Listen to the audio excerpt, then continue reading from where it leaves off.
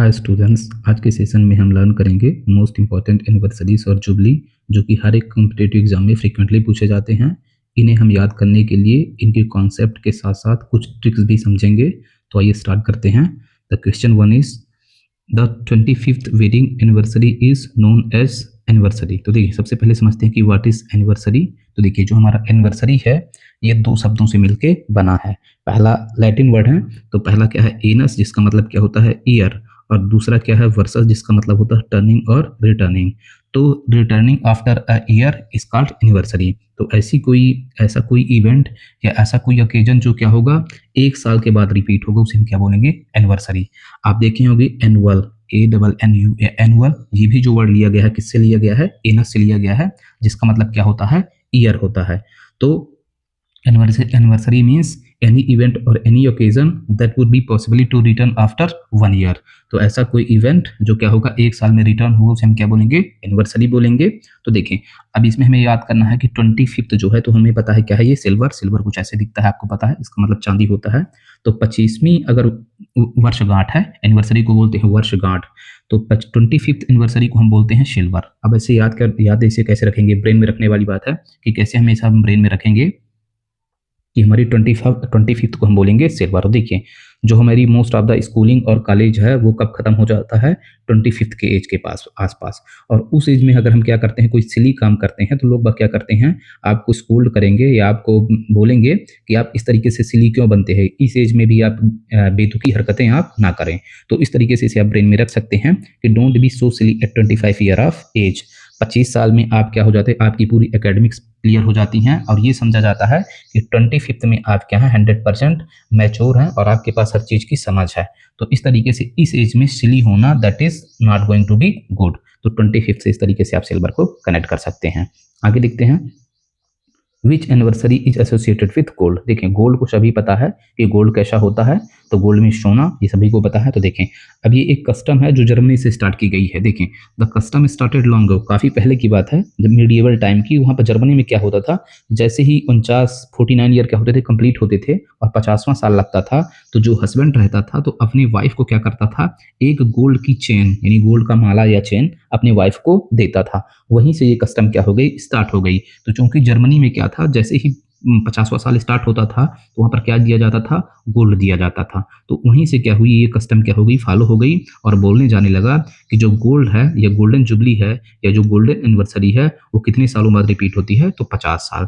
तो हर 50 साल में जो रिपीट होगी एनिवर्सरी उसे हम क्या बोलेंगे, गोल्डन जुबली बोलेंगे, और या गोल्डन क्या बोलेंगे, हम वो बोलेंगे गोल्डन एनिवर्सरी। अब देखें, दो वर्ड है यहाँ पर, जुबली और एनिवर्सरी, दोनों में काफ़ी फर्क है। तो अब इसे ब्रेन में रखने वाली बात है, सिंपल सा। पहला देखते हैं, old is gold after 15 year. इसे अब एक आध दो बार आप बोलेंगे तो आपको याद हो जाएगा, old is gold after 15 year. हम अपन सॉन्ग भी सुनते हैं जब गाने काफ़ी आदमी पुराने हो जाते हैं और उन गानों को सुनता है तो क्या बोलते हैं, ओल्ड इज गोल्ड। तो old is gold after 15 year. अब देखें, एनिवर्सरी और जुबली में फ़र्क क्या है। देखिए, ये है एनिवर्सरी और ये है जुबली। तो देखें, एनिवर्सरी किस टर्म से बनी हुई है, एनस से। किससे बनी हुई है, एनस, मतलब इसमें हर ईयर काउंट किया जाएगा, हर ईयर। तो एनिवर्सरी में क्या होता है, सिंगल ईयर को आप क्या करेंगे, काउंट करेंगे। इसमें आप पहला ईयर भी सेलिब्रेट कर सकते हैं, दूसरा ईयर भी, एंड इस तरीके से कोई भी ईयर आप सेलिब्रेट कर सकते हैं। लेकिन जब बात जुबली की होगी तो ये क्या होगी, ये सिर्फ लैंडमार्क ईयर्स में, हर साल, मतलब आप पहले साल, दूसरे साल, चौथे साल ऐसे नहीं मना सकते हैं। इसमें जब आपके मैसिव माइलस्टोन होंगे, जब टाइम का गैप काफ़ी ज़्यादा होगा तब वहाँ पर जुबली मनाई जा सकती हैं। जैसे 25 साल के बाद, 40 साल में, 50 साल में, 60 साल में। तो इस तरीके से दोनों में फ़र्क है। अब देखें, हर एक जो आपकी जुबली है वो एनिवर्सरी हो सकती है, वो क्या है, एनिवर्सरी हो सकती है। और हर एक एनिवर्सरी आपकी जुबली नहीं हो सकती है। आप पढ़े होंगे ना, जैसे सिलीज में या लॉजिकल डिडक्शन में, रीजनिंग में, कि सम डॉग्स आर गोट, कुछ कुत्ते बकरियां हैं, इस तरीके से। तो इसी तरीके से जुबली, हर एक जुबली क्या हो सकती है, एनिवर्सरी, लेकिन हर एनिवर्सरी जुबली नहीं हो सकती। जुबली में हमेशा टाइम पीरियड क्या होता है, ज़्यादा होता है, जबकि एनिवर्सरी हर साल में मनाई जा सकती है। आगे देखते हैं, थर्ड, तो Ruby traditionally marks the anniversary. तो देखें, रूबी कुछ इस तरीके से दिखता है। रूबी क्या होता है, ये रेड होता है और इसके अंदर की जो लाइट होती है वो ऐसे लग रही है, ऐसे लगता है कि जैसे वहाँ पर क्या चल रहा है, रेड कलर की लाइट चल रही है। तो इसे हम कब सेलिब्रेट करते हैं, 14th एनिवर्सरी। किसमें, 14, 40वें साल, किसमें, 40वें साल में इसे सेलिब्रेट किया जा सकता है। अब देखें, इसमें भी क्या है, पीरियड ऑफ टाइम क्या है, लॉन्ग, क्या है, पीरियड ऑफ टाइम लॉन्ग है, तो इसे एनिवर्सरी के साथ साथ जुबली बोला जा सकता है। तो कभी भी आपकी मैरिज वगैरह या कुछ हो, या कोई इंस्टीट्यूट वगैरह आपका घर बहू वगैरह बना हो और उसके 40 साल पूरे हो जाएं, तो जो 40 साल में मनाया जाता है उसे हम क्या बोलते हैं? जुबली।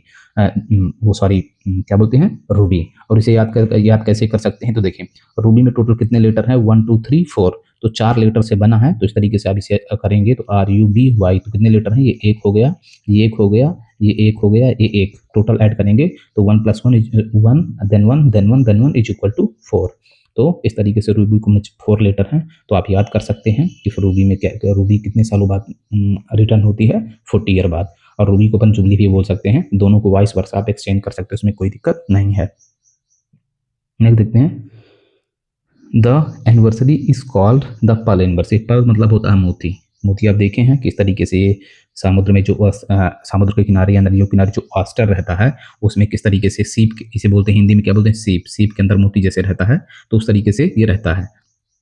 और ये बनता कैसे? देखिए, तो आप बहुत टाइम बाद, मतलब इसमें इसको डिवेलप होने में, मतलब इस सीप के अंदर मोती डिवेलप होने में कम से कम 25 से 30 साल लग जाते हैं। मतलब इतना ज़्यादा लंबा टाइम लगता है। तो ये ईयर बताता है कि अगर आपको अपने रिलेशन में इतने साल बीत चुके हैं, मतलब 30 साल के आसपास, तो आपका रिलेशन क्या बताता है? कि वो ब्यूटीफुल रिलेशन है और एक दूसरे की केयर क्या है? अंदर से एक दूसरे की आप क्या करते हैं? केयर करते हैं। तो ऐसा कोई टाइम या ऐसा कोई गुड ओकेजन जो आपके लाइफ में कब रिपीट होगा? आफ्टर 30 साल बाद। कितने साल बाद? 30 साल बाद। उसे क्या बोलेंगे हम? Pearl anniversary. अब देखिए, इसे याद कैसे रखेंगे? तो देखिए, जो 30 ईयर का पीरियड होता है, इसके बाद आदमी के जो हेयर होते हैं वो जनरली क्या होने लगते हैं? वाइट होने लगते हैं। क्या होने लगते हैं?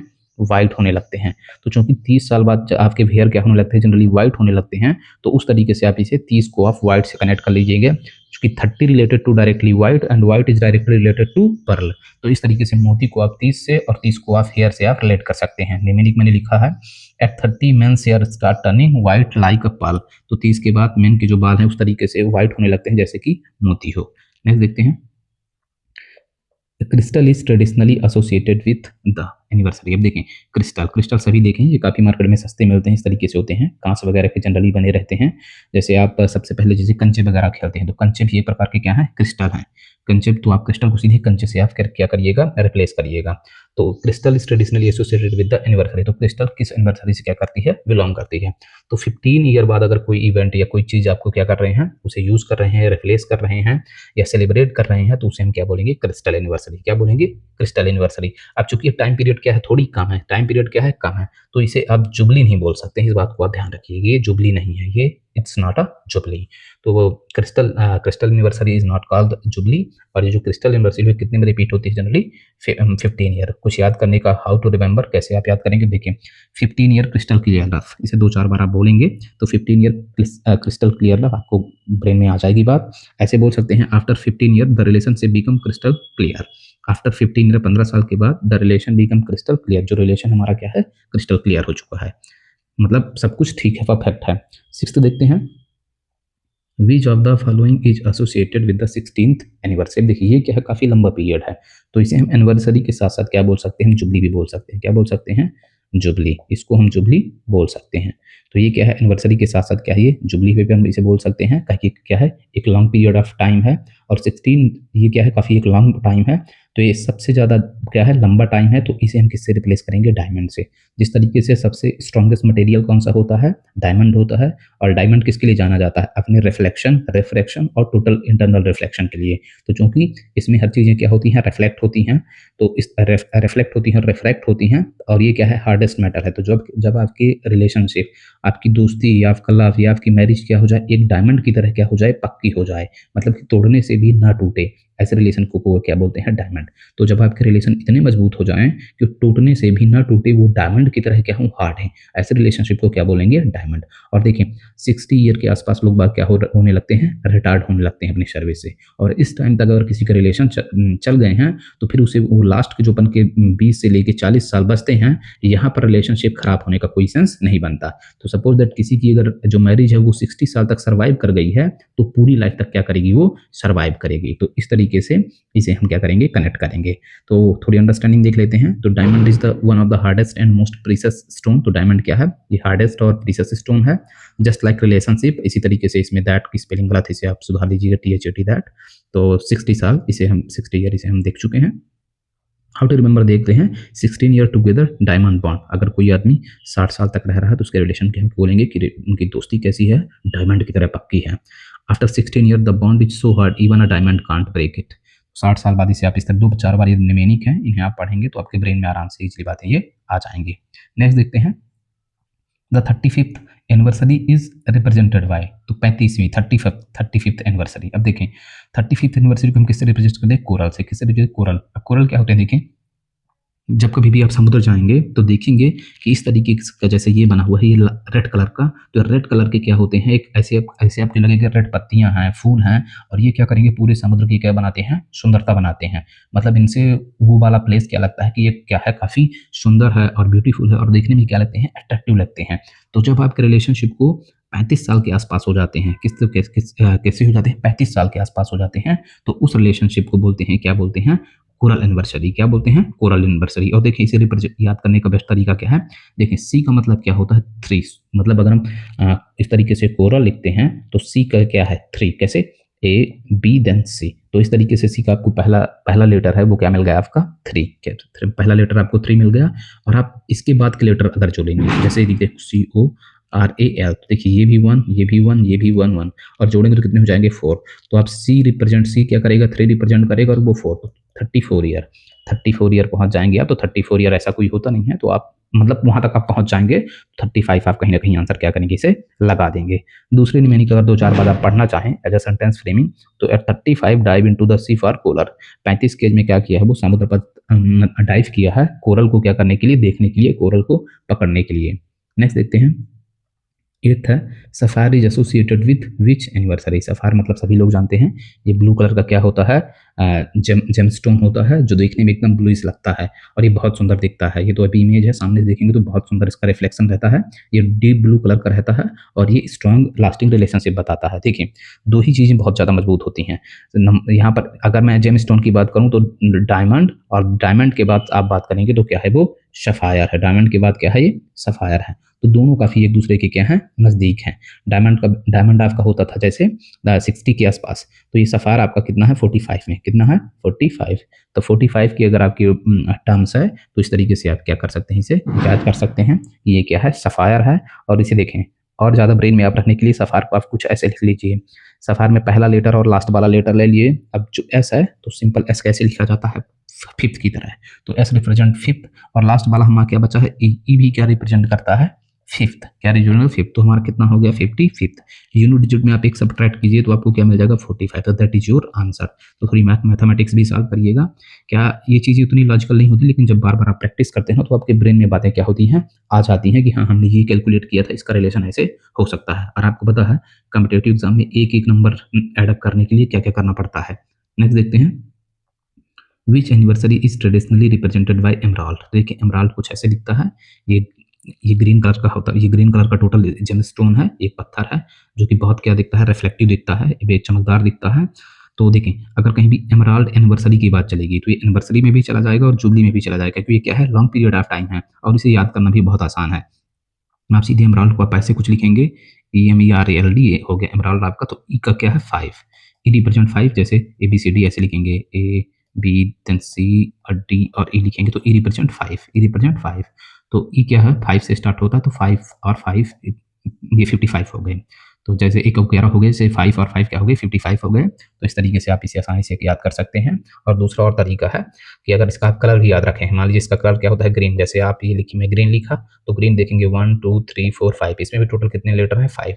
तो चाहे एमराल्ड का आप पहला लेटर ऐसे ले लीजिए, कुछ ऐसे ई वाला ले लीजिए, चाहे ग्रीन को आप एडअप कर दीजिए, दोनों के आंसर आपको सेम मिलेंगे। तो ये अब नेक्स्ट की बात करते हैं 10th की। देखिए 10 is traditionally associated with which universal train. अब तुम पता जिसमें कोक या कैंस वगैरह बनते हैं, ये काफ़ी क्या होते हैं, फ्रेजाइल होते हैं, काफ़ी क्या होते हैं, फ्रेजाइल होते हैं और टूट जाते हैं। तो ये भी क्या है, ये काफ़ी कम पीरियड ऑफ टाइम के लिए है। तो ध्यान दीजिएगा 10 एनिवर्सरी को आप जुबली नहीं बोल सकते हैं, क्योंकि इसका टाइम पीरियड क्या है, कम है और इसे याद करना भी काफ़ी आसान है। देखिए 10 है, ये 10 और 10 दोनों क्या है, सेम है, प्रोनाउंसिएशन दोनों का सेम है। 10 इज इक्वल टू 10, 10 10 10 10। तो इस तरीके से आप आसानी से इसे याद कर सकते हैं। तो ये थे टोटल आपके एनिवर्सरीज, जो कि स्पेशली SSC में तो बार बार पूछे गए हैं। तो ये था end of the video today का। अब क्या करेंगे, हम आगे देखेंगे इंपॉर्टेंट फिर फोबियाज, जो भी हर एक कॉम्पिटिटिव एग्जाम के रिलेशन से काफ़ी इंपॉर्टेंट होंगे, और हम कोशिश करेंगे कि सिर्फ रखें प्रीवियस ईयर के क्वेश्चन, कह के उनके जो पेपर में आने की प्रोबेबिलिटी होती है वो क्या होती है, ज़्यादा होती है। तो ये था एंड ऑफ वीडियो का एंड। वीडियो देखने के लिए थैंक यू। अगर आपको वीडियो पसंद आया तो चैनल को लाइक और सब्सक्राइब जरूर करें। Thank you.